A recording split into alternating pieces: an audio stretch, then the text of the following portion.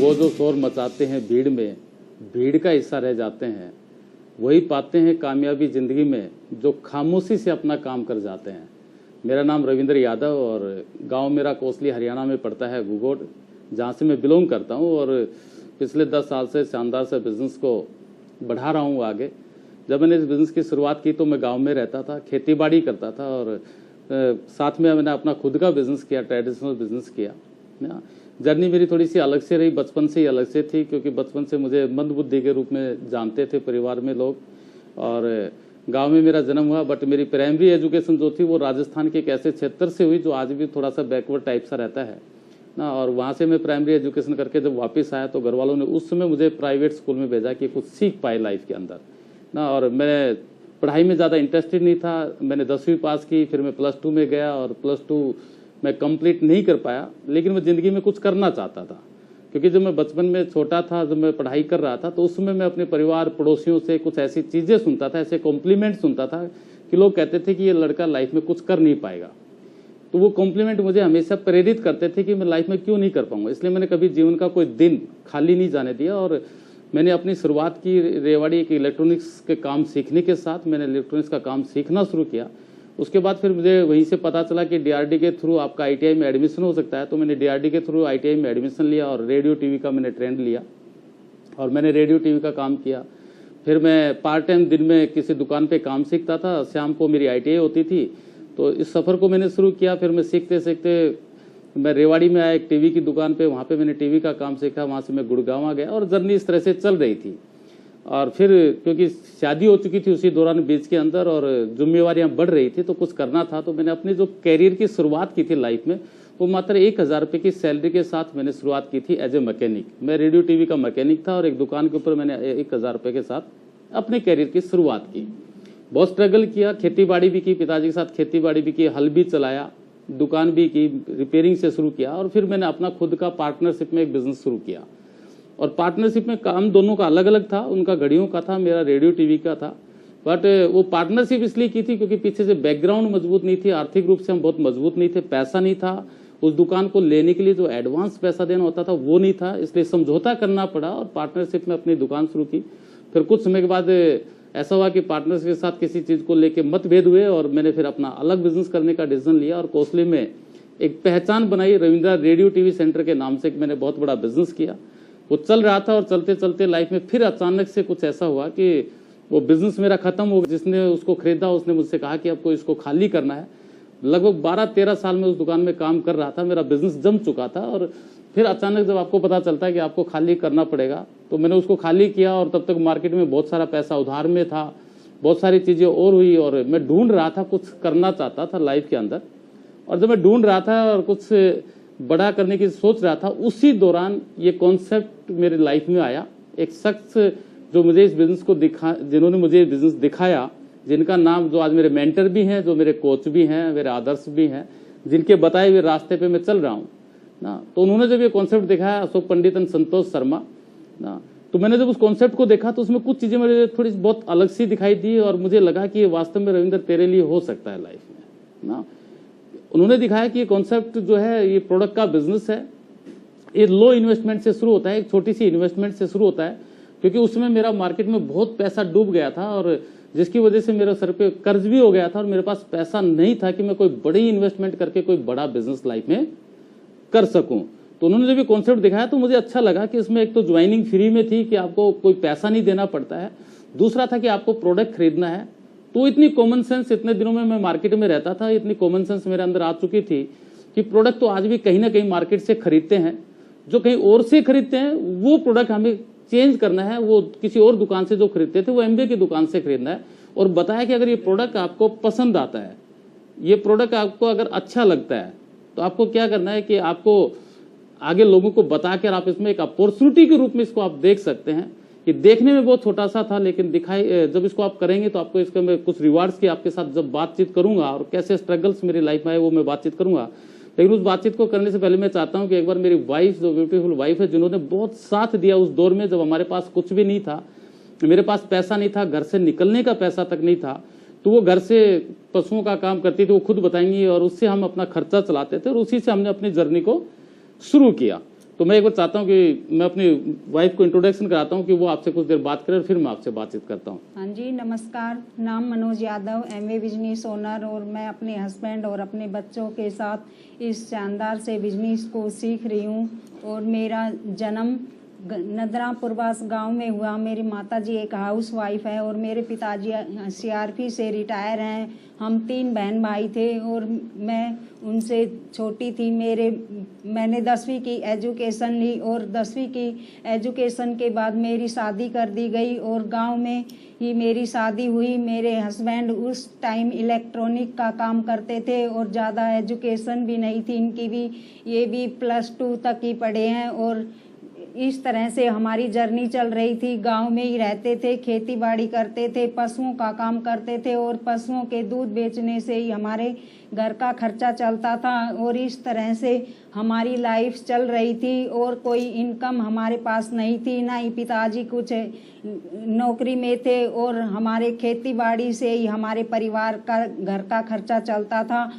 और एक दिन हमारी अपलाइन हमारे घर में आई और हमें ये बिजनेस बताया कि आप यदि इस बिजनेस को करते हैं तो आपकी लाइफ चेंज हो सकती है। और फिर हमने इस बिजनेस को देखा और फिर प्रोडक्ट यूज करने शुरू किए और प्रोडक्ट यूज करने के बाद हमें विश्वास हुआ कि ये प्रोडक्ट बहुत अच्छे हैं। और फिर हमने लोगों से इन प्रोडक्टों की चर्चा करना शुरू किया और चर्चा करने के साथ साथ हमारे पास फिर पैसे भी आने लगे, जिससे हमारा विश्वास और भी ज़्यादा बढ़ने लगा इस बिजनेस के ऊपर। और फिर हमने और ज़्यादा लोगों को अपने इस बिजनेस को बताना शुरू किया और फिर इस तरह से हमने इस बिजनेस की शुरुआत की।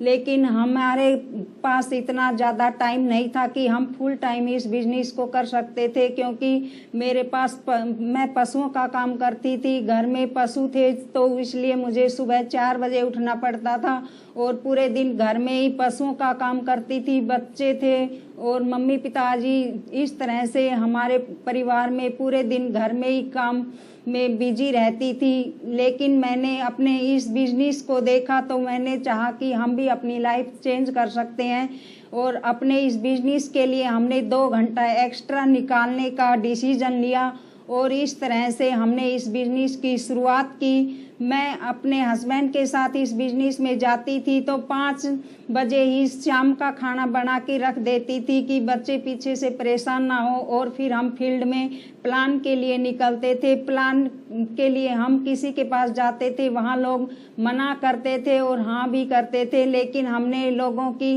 ना को अनसुना करके इस बिजनेस में आगे बढ़ते रहे, क्योंकि हमारी अपलाइन ने बताया था कि यदि तुम ज़्यादा ना सुनोगे तो और ज़्यादा बिजनेस बढ़ेगा। इसलिए हमने इस बिजनेस में बहुत ज़्यादा ना सुनी है और इस ना के कारण ही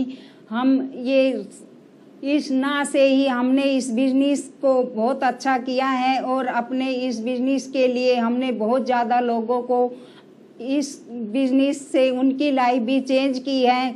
हमारी अपलाइन ने बताया था कि यदि आप इस बिजनेस में अच्छी लाइफ चाहते हैं तो लोगों की ना को सुनना पड़ेगा। जीवन में संघर्ष करना है तो बड़ा करो, धैर्य रखना है तो बड़ा रखो, मेहनत करनी है तो बड़ी करो। और एक बात हमेशा याद रखना कि जीवन में हम लगातार मेहनत करते रहेंगे तो हम एक दिन सक्सेस जरूर होंगे।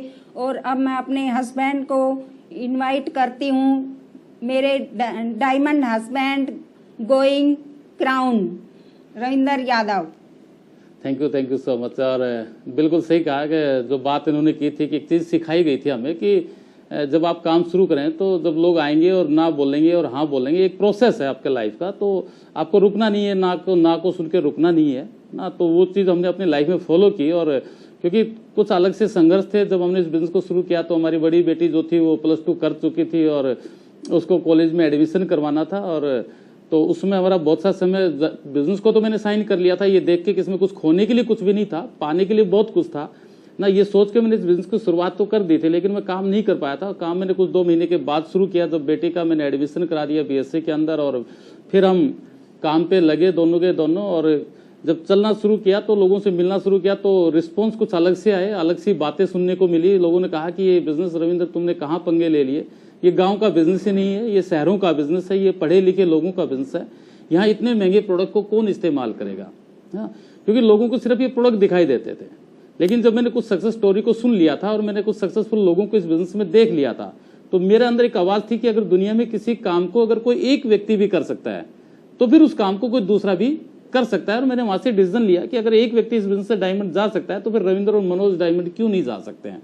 तो हमने कभी पीछे मुड़ के नहीं देखा, हमने करना शुरू किया। लोग ना बोलते चले गए और हम आगे बढ़ते चले गए। और उससे हुआ क्या, क्योंकि सारी ना तो कभी ना होती नहीं है, उसमें से कुछ हाँ होती है। और कुछ हाँ जो निकल के आई, उनके साथ अच्छे रिलेशन बिल्ड किए, उनके साथ ईमानदारी से काम किया, उनके साथ ईमानदारी से मेहनत की। क्योंकि बताया गया था कि जो कामयाबी है वो मेहनत के पीछे छिपी हुई है ना।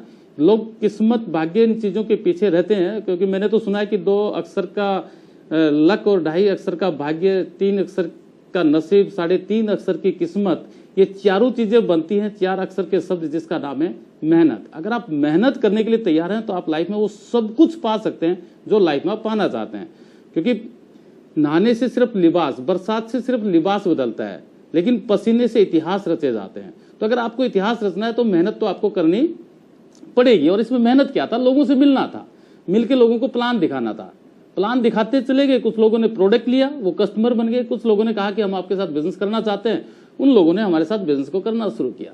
हम जब संघर्ष कर रहे थे तो लोग आते भी थे, ज्वाइन भी करते थे, एक बार प्रोडक्ट भी ले लेते थे, लेकिन कुछ समय के बाद फिर दिखाई नहीं देते थे। तो मुझे तो ये लगा था कि जब मैंने इस बिजनेस को शुरू किया तो मुझे मेरे अपलाइन ने बताया था कि वर्ल्ड क्लास प्रोडक्ट है, दुनिया के सबसे बेहतरीन प्रोडक्ट हैं। ये प्रोडक्ट ऐसे कि एक बार किसी के घर में चले गए तो दोबारा ये अपने आप आपको रिपीट ऑर्डर देता है, ये बिजनेस अपने आप काम करने लगता है। तो वो मुझे कहते थे कि आप इस प्रोडक्ट की ट्रेनिंग लीजिए, प्रोडक्ट के बारे में जानिए, प्रोडक्ट के बारे में सीखिए, ये प्रोडक्ट कैसे काम करते हैं।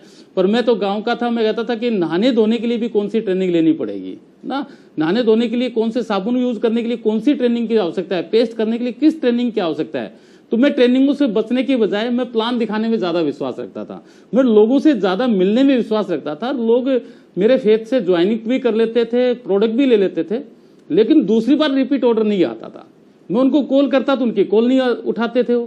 तो मुझे समझ में आया कि ऐसा क्या है, जब कह रहे थे कि अपलाइन इतना अच्छा प्रोडक्ट है, मैंने भी इसको इस्तेमाल कर लिया, प्रोडक्ट तो बहुत अच्छा है, फिर वो रिपीट ऑर्डर क्यों नहीं करे।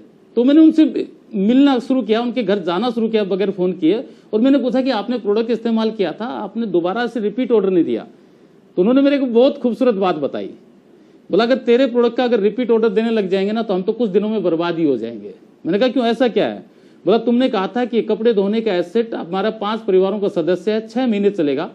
मेरी वाइफ ने इसको 2 हफ्ते भी नहीं चलाया, 2 हफ्ते में ही खत्म कर दिया। और इतना महंगा प्रोडक्ट अगर 2 हफ्ते में खत्म होगा तो हमारा तो लाइफ का पैसा जो हम कमाते हैं वो कपड़े धोने में ही चले जाएंगे। तो मुझे समझ में आया कि ऐसा क्यों हुआ। और जब ये चैलेंज मेरे सामने आया, लोगों ने रिपीट ऑर्डर नहीं दिया, तो मैं अपने अपलाइन के पास गया।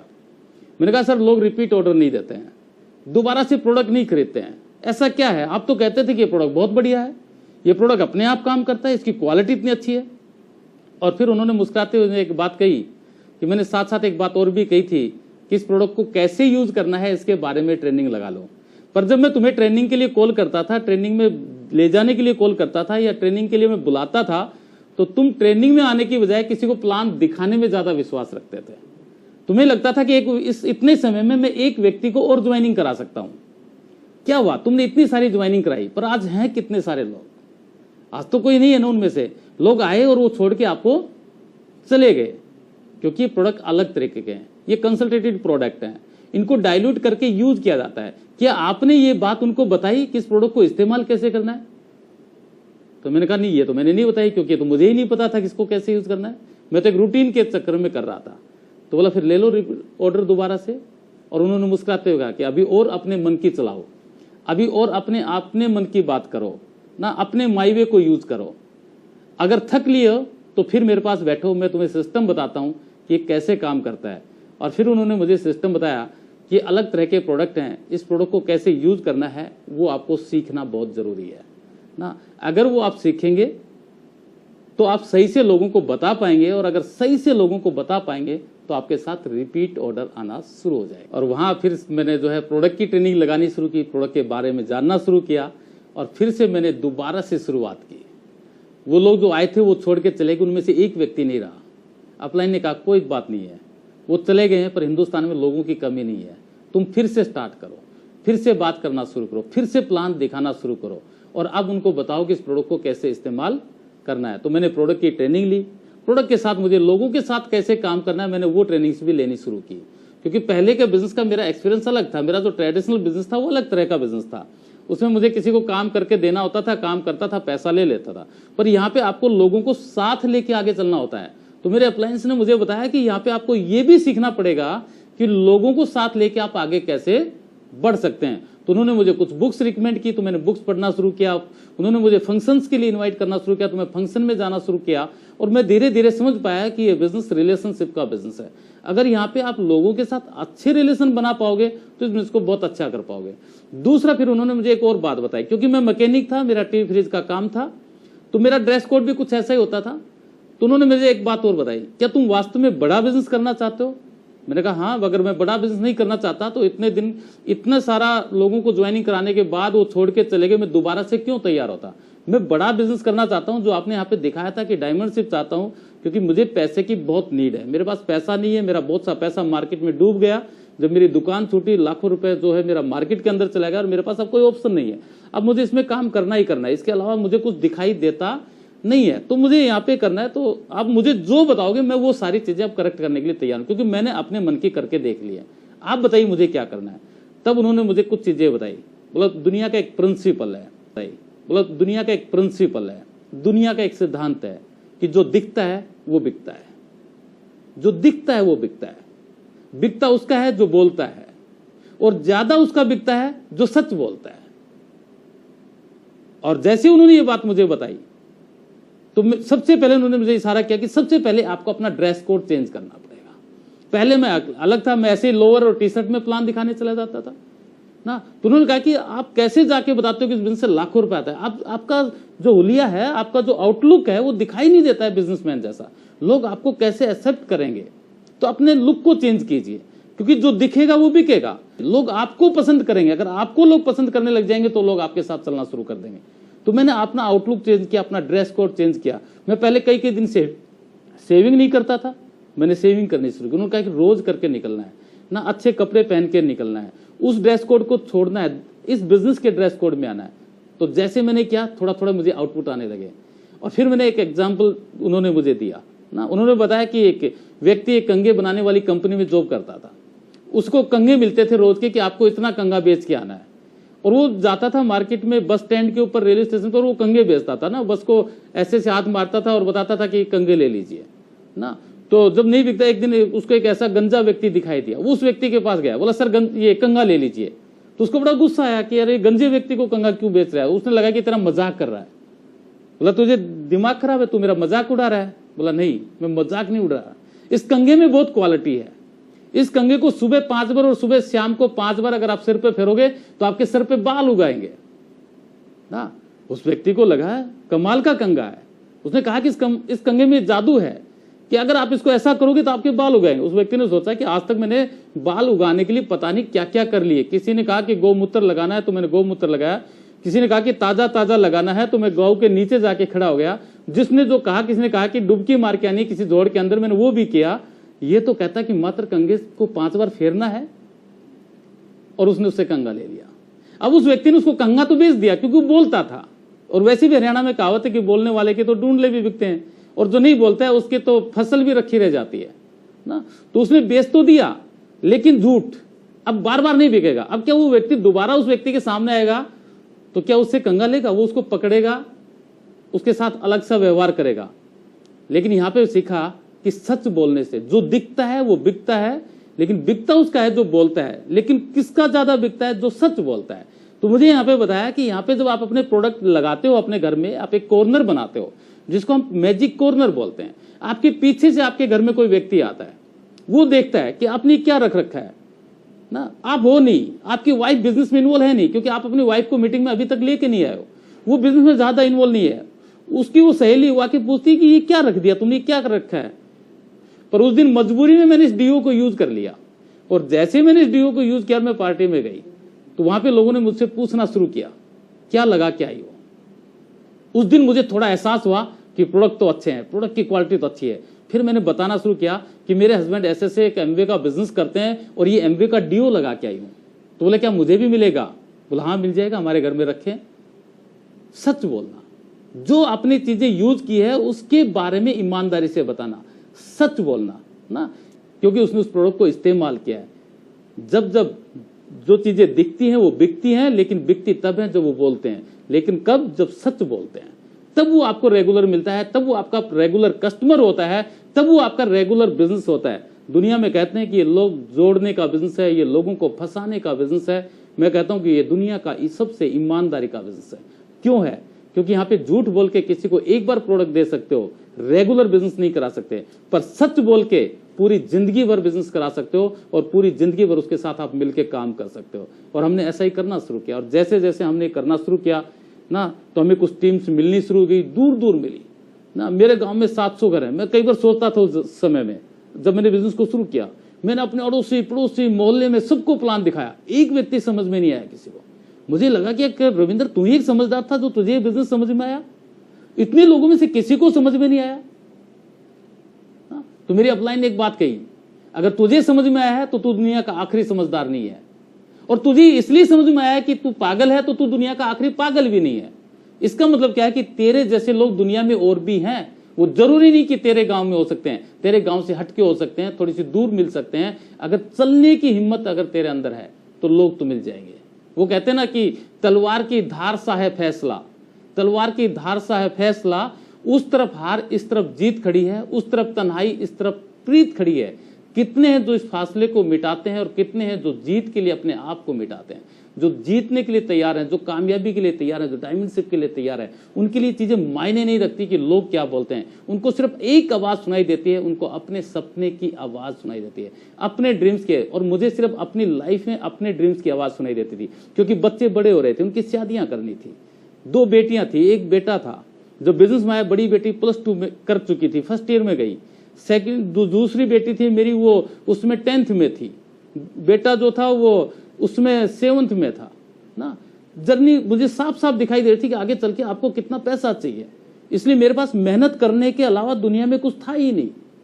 और यहाँ पे मेहनत का दुनिया में कोई सब्स्टिट्यूट नहीं है, दुनिया में हार्डवर्क का कोई ऑप्शन नहीं है। हर फील्ड में करना पड़ता है, पर एक जगह आपको कुछ समय करना है और एक जगह आपको जीवन भर करना है। इतनी कॉमन सेंस तो अपने को जाननी पड़ेगी, ये देखना पड़ेगा कि सही क्या है और गलत क्या है। और इसीलिए मैंने मेहनत की और मैं इस बिजनेस में प्लेटिनम गया। हमने रिवार्ड्स को अचीव करना शुरू किया। जब मैं प्लेटिनम हुआ तो मैं बैंकॉक के ट्रिप पे गया। मैंने 2013 में प्लेटिनमशिप अचीव की। उसके बाद फिर मैं फाउंडर प्लेटिनम गया तो हम पेरिस में गए। पेरिस में गए, एक बड़ा इंसिडेंट है, सारी विदेश यात्राओं की तो मैं चर्चा नहीं करूंगा, पर एक बार यहाँ पे जरूर बात करना चाहता हूँ पेरिस के। जब मैं पेरिस में गया तो हमारा जो वो था वो यूरोप का वीजा लगा हुआ था और हमारी जो फ्लाइट थी वो जूरिक होते हुए थी। तो जूरिक में स्टॉपेज था 6 घंटे का, ठंड का समय था, दिसंबर का महीना था। कुछ साथी और थे, उन सब ने सोचा कि 6 घंटे यहाँ पे बैठे बैठे क्या करेंगे, चलो जूरिक लेक पे घूम के आते हैं। हम जूरिक लेक पे घूमने गए, सारे साथी वहां पे गए। बहुत सुंदर लेक थी, बर्फ पड़ रही थी, उसके साथ खेला तो ठंड लगी। एक चाय की वहां पे दुकान थी, बहुत ही खूबसूरत ना। हमारे यहाँ का एक अच्छा होटल, वहां की वो रेहड़ी ऐसी थी, उस पे गए, सबने वहां पे चाय मांगनी शुरू की। हमने भी कहा कि 2 चाय दे दीजिए। फिर याद आया कि लोग कहते थे कि यार विदेशों में लोग लूट लेते हैं। तो मैंने पूछा कि यार अपने एक साथी से कहा, क्योंकि मुझे इंग्लिश नहीं आती थी, इससे रेट तो पूछो कि चाय का रेट क्या है ना। तो उसने कहा कि हाउ मच प्राइस। तो मैंने ना अंग्रेजी सीखनी शुरू करी थोड़ी थोड़ी कि हाउ मच प्राइस, इसका प्राइस क्या है। तो उसने बताया कि मैं यहाँ के रेट की बात करता हूँ, लगभग 700 रुपए की एक चाय थी ना। तो मैंने कहा 1 दे दीजिए। तो दूसरे साथी तो वो बोले 1 क्यों? बोला मैं प्योर हिंदुस्तानी हूँ भाई। बोला प्योर हिंदुस्तानी? बोला हिंदुस्तान में 1 कप में हस्बैंड वाइफ के चाय पीने से प्यार बढ़ता है ना। अब वो प्यार तो पैसा था, क्योंकि पैसा नहीं था ना 2 चाय का, फ्री में था पेरिस पहुंचने के बाद। लेकिन वो जूरिक लेक बीच में थी, तो उसका अपना खुद करना था जो कुछ करना था। और जब मुझे पता चला ना कि एक चाय इतने की, एक जूस की कीमत इतनी, तो हम जब पेरिस गए ना कंपनी की तरफ से, तो हमने तो दब के पी, क्योंकि वहां तो फ्री में था, पूछना ही नहीं था कि हाउ मच प्राइस क्या है ना। और मस्ती की, एफिल टावर गए, डिज्नीलैंड गए ना, वहां पे मस्त भरा ट्रिप हमारा वो रहा। उसके बाद फिर हम बाली गए, इंडोनेशिया, दुबई गए, सिंगापुर गए, और सिंगापुर से फिर हम यूएसए गए, जब बिजनेस में डायमंड हुए। यूएसए के 2 जगह पे हम गए ना। एडा मिशिगन, हमने वहां पे जाके अपनी कंपनी का हेडक्वार्टर देखा, क्या कितना बड़ा हेडक्वार्टर है। 3 पिन कोड चेंज हो जाते हैं जब आप चलते हैं, तो इतनी बड़ी कंपनी की 3 पिन कोड चेंज हो जाते हैं, इतनी बड़ी कंपनी। तो हमने उसको देखा तो हमारे अंदर और फेथ डेवलप हो। वहां से फिर हम लास वेगास गए ना, इस्तांबुल गए ना। तो लाइफ ऑसम। 10 साल से बिजनेस में हूँ, 8 से ज़्यादा फॉरेन ट्रिप कर चुका हूँ और लाइफ मस्ती के साथ। उसी बीच में बच्चों की शादी की। जब मैं एमरल्ड गया तो मैंने अपनी बड़ी बेटी की शादी की ना, और आज वो भी बिजनेस में है, प्लेटिनम है ना। और अभी मैंने पीछे 1 साल पहले अपनी छोटी बेटी की शादी की। आज जो मेरा बेटा जो उस समय 7th क्लास में था, आज वो 2nd ईयर कंप्लीट कर चुका है ना। और आज ऑसम लाइफ है। पहले हम गांव में रहते थे, साधारण से घर में रहते थे ना, कोई व्हीकल हमारे पास नहीं था, पैसा हमारे पास नहीं था, गांव में पुराने घर में रहते थे, फर्श भी अच्छा नहीं था। पर थैंक गॉड इस बिजनेस की वजह से आज हमारी पूरी की पूरी लाइफ चेंज हो गई। गांव से हम शहर में आ गए। आज इतनी बड़ी गाड़ी मेरे पास है, फोर्ड एंडीवर। बच्चे अच्छी लाइफ जी रहे हैं, हम अपनी अच्छी लाइफ जी रहे हैं, पेरेंट्स के साथ रहते हैं, पेरेंट्स हमारे यहाँ पे साथ हैं। दोस्तों एक ही चीज़ कहना चाहता हूँ, खोने के लिए कुछ नहीं है, खोने के लिए कुछ नहीं है, पाने के लिए बहुत कुछ है। बस एक चीज़ है, अगर आप मेहनत करने के लिए तैयार हो, अगर आप ना सुनने के लिए तैयार हो, अगर आप लोगों को प्लान दिखाने के लिए तैयार हो, आप सीखने के लिए तैयार हो, आप बदलने के लिए तैयार हो, तो ये खूबसूरत लाइफ जिसको आज हम एंजॉय कर रहे हैं, ये आप एंजॉय करने वाले हैं। मैं एक बात आपसे कहना चाहता हूँ, आपको समझ में आएगा। कीमत पानी की नहीं, प्यास की होती है। कदर मौत की नहीं, सांस की होती है। प्यार तो बहुत लोग करते हैं दुनिया में, लेकिन कीमत प्यार की नहीं, विश्वास की होती है। सपने तो लोग देखते हैं इस दुनिया में, सपने तो लोग देखते हैं बहुत इस दुनिया में, लेकिन कीमत सपने की नहीं, सपने पाने की जिद की होती है। अगर आपको सपने अचीव करने की जिद आपके अंदर है, तो फिर ये सारी चीजें मायने नहीं रखती है। सफर मायने नहीं रखता है, लोग क्या बोलते हैं वो मायने नहीं रखता है, वो चीजें आपको सुनाई ही नहीं देगी अगर आपके सपने आपके अपने हैं। बस दिक्कत क्या होती है, जब आपके सपने को कुछ चुरा के लेके चला जाता है। एकमात्र ऐसा प्लेटफॉर्म जहां पे आप काम किसी एक चीज के लिए करते हो, बाकी सारी चीजें। जब मैंने बिजनेस को शुरू किया तो मेरा मकसद था खाली पैसा कमाना। मैंने पैसे के लिए इस बिजनेस को शुरू किया था, लेकिन मैंने उस समय सोचा भी नहीं था कि मैं विदेश यात्राएं करूंगा। उस समय मैंने सोचा नहीं था कि मैं हिंदुस्तान के इतने शहरों में जाऊंगा। आज हिंदुस्तान के कितने शहरों में मेरा बिजनेस है। आज राजस्थान में मेरा बिजनेस है, यूपी की बहुत से डिस्ट्रिक्ट्स में मेरा बिजनेस है, हरियाणा में मेरा बिजनेस है, चंडीगढ़ में है, हिमाचल के अंदर है, दिल्ली के अंदर है। कितने शहरों में, कितने स्टेटों में आज ये बिजनेस चला गया। उन लोगों को मैं जानता तक नहीं था, मैं पहचानता तक नहीं था। मैंने तो किसी एक को प्लान दिखाया, उसने किसी से मुझे मिलवाया। वो आज नहीं है इस बिजनेस के अंदर, पर वो एक मजबूत साथी मेरे को देके चला गया। मैंने उसके साथ मेहनत की, क्योंकि मैं अपना सपना पूरा करना चाहता था। मैं ड्रीमर लाइफ जीना चाहता था। मुझे पैसा तो चाहिए चाहिए था, पर जब मैं इस बिजनेस में आया तो पता चला कि इस बिजनेस में फॉरेन ट्रिप भी मिलती है। जब मैं इस बिजनेस में आया तो इसमें पता चला कि आप अपने समय के खुद ओनर हो जाते हैं, मालिक होते हैं। आपका समय है, उस समय को आप कहाँ यूज करते हैं, कैसे यूज करते हैं, आपकी अपनी लाइफ है। तो यहाँ पे खाली पैसा नहीं आता है, समय आता है, अच्छी हेल्थ आती है, क्योंकि हेल्थ के इतने शानदार प्रोडक्ट हैं, अच्छा इन्वायरमेंट मिलता है, अच्छी एसोसिएशन मिलती है, सफल लोगों की संगत होती है। एकमात्र जब मैं इस तरह के इवेंट में रहता हूं, इस तरह के मीटिंग्स में रहता हूं, जब इस तरह के माहौल में रहता हूं जहां पे सारे लोग कामयाबी की बात करते हैं, जब इससे थोड़ा सा बाहर जाते हैं सारे लोग नकारात्मक बात करते हैं, लोग अलग तरह की बातें करते हैं। ये चलने वाली चीजें नहीं है, ये बेकार की चीजें हैं, ये तेरे से नहीं हो पाएगा, तुम नहीं कर पाओगे, ये इस क्षेत्र के लिए नहीं है। वहां पे इस तरह की बात होती है। पर इस माहौल में जब आता हूं तो हर एक व्यक्ति कहता है कि आप कर सकते हो, अपलाइन कहती है कि आप कर सकते हो, साथी कहते हैं कि कर सकते हो, दूसरे लीडर्स भी कहते हैं आप कर सकते हो, आपके अंदर स्टेमिना है। ये इतनी अच्छी चीजें जो दुनिया में आपको कहीं और मिल ही नहीं सकती। बाकी सारी दुनिया में लोग गिराने पे काम करते हैं, ये एकमात्र सिस्टम ऐसा है जहां पे लोग आपको आगे बढ़ाने की बात करते हैं, आगे सक्सेसफुल होने की बात करते हैं। एक चीज कहना चाहता हूं, आपने देखा होगा कि हिंदुस्तान में आज के दिन सबसे ज्यादा मेडल किस मैच में जीते जाते हैं ना। जब इसको आप देखोगे तो कोई कहेगा क्रिकेट, कोई कहेगा कुछ, कोई कहेगा कुछ, लेकिन मैं बताता हूं कबड्डी में जीते जाते हैं। क्यों? क्योंकि हिंदुस्तान एक चीज में बड़ा माहिर है, पकड़ के खींचने में। किसी को पकड़ के नीचे गिराना हो तो उसमें एक्सपर्ट है, सपोर्ट करने में, उसको पुश करने में नहीं ना, इसलिए कबड्डी में जीत जाते हैं। आप इस बिजनेस में आने के बाद पता चला कि एक ऐसा बिजनेस है यहाँ पे आप किसी को हरा के नहीं जीत सकते, लेकिन यहाँ आप किसी को जिता के जरूर जीत सकते हैं। आप अपनी टीम में किसी को प्लेटिनम, एमरल्ड्स और डायमंड बना के आप बड़ी पिनों पे जा सकते हैं।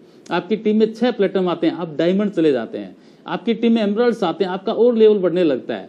तो यहाँ पे आप किसी को कामयाब करके कामयाब होते हैं, उसको हरा के नहीं होते। तो दोस्त, ये एक ऐसी चीज है जो आपको कहीं और नहीं मिलेगी, सिर्फ और सिर्फ मिलेगी तो इस बिजनेस में मिलेगी, यहाँ पे मिलेगी।